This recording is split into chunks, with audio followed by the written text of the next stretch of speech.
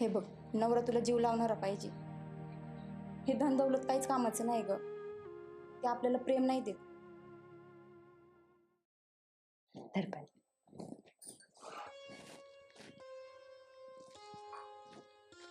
मग कशी चालली लग्नानंतरची लाईफ? चांगलं चाललंय. आले होते माहेरी, म्हटलं मैत्रिणीला भेटून जावं. आणि नसते भेटले तर परत तुला राग आला असता. हा मग तेवढी जीवलग मैत्रीण म्हणल्यावर अन्न भेटत निघून जाणार, मग राग नाही येणार का? आणि असं कधी होईल का मी तुला नाही भेटलं जाईल?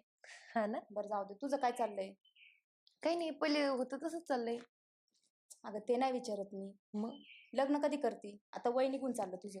अगं लग्न करेल ना मग, पण मला अजून तसा नवरा भेटलाच नाही. तुला तर माहिती ना माझ्या अपेक्षा. आता हे घरचे कसे मस्त स्थळ बघतात.